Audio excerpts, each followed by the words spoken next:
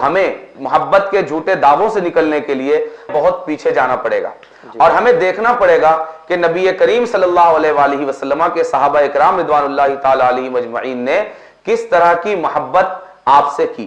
جب ہم وہاں پہنچتے ہیں اور ہم وہاں دیکھتے ہیں تو انہوں نے نبی کریم صلی اللہ علیہ وآلہ وسلم کی بعثت کے مقصد کو اس درجے پر قبول کیا اور اس درجے پر سمجھا کہ نبی کریم صلی اللہ علیہ وآلہ وسلم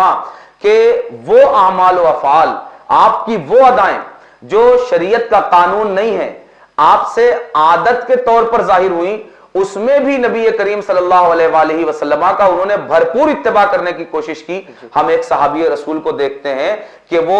شوربے کے کٹورے میں وہ چمچہ گھماتے ہوئے نظر آ رہے۔ کسی نے پوچھا کہ حضور آپ شوربے میں اس طرح چمچہ کیوں گھما رہے ہیں؟ تو انہوں نے کہا کہ میں نے اپنے حبیب مکرم صلی اللہ علیہ وآلہ وسلم کو دیکھا کہ وہ آپ شوربے میں اسی طرح چمچہ گھماتے ہوئے کدو شریف کا ٹکڑا تلاش فرما رہے ہیں، تو میں آپ کا اتباع کرنا چاہتا ہوں آپ کے اس عمل میں۔ ہم کسی صحابی رسول کو دیکھتے ہیں کہ وہ بس یوں ہی اپنے گھوڑے کو لے کر وہ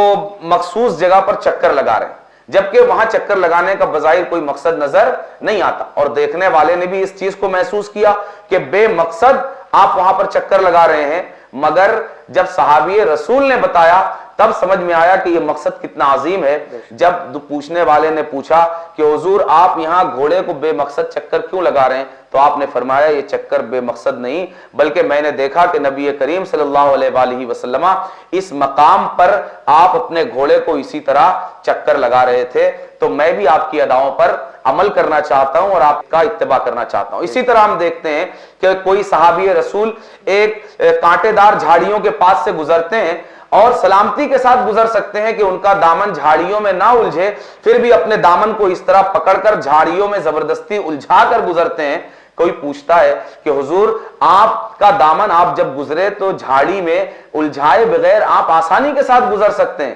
لیکن آپ جان بوجھ کر اپنے دامن کو جھاڑی سے کیوں الجھانا چاہتے ہیں؟ تو آپ فرماتے ہیں کہ میں نے دیکھا کہ نبی کریم صلی اللہ علیہ وآلہ وسلم یہاں سے گزرے تو آپ کا دامن مبارک اسی طرح ان جھاڑیوں میں الجھ گیا تھا، تو میں بھی آپ کا اتباع اس معاملے میں کرنا چاہتا ہوں۔ اب یہ دیکھیے کہ میں نے جو مثالیں آپ کے سامنے، جو ادائیں صحابہ اکرام رضوان اللہ تعالی علیہم اجمعین کے جو اعمال و افعال آپ کے سامنے بطور نمونہ رکھے، ان میں سے کوئی بھی عمل نہ شریعت کا فرض عمل ہے نہ واجب عمل ہے، اس کے باوجود یہ وہ اعمال ہیں جو نبی کریم صلی اللہ علیہ وآلہ وسلم سے بطور عادت صادر ہوئے۔ آپ اس سے اندازہ لگا سکتے ہیں کہ وہ اعمال جو آپ سے، آپ کی ذات سے عادتاً نہیں بلکہ شریعتاً صادر ہوتے ہوں گے، اس میں وہ کس حد تک ڈوب کر عمل کرنے کی کوشش کرتے ہوں گے، اور اس میں آپ کے اتباع کا جذبہ ان کے دلوں میں کیا ہوگا۔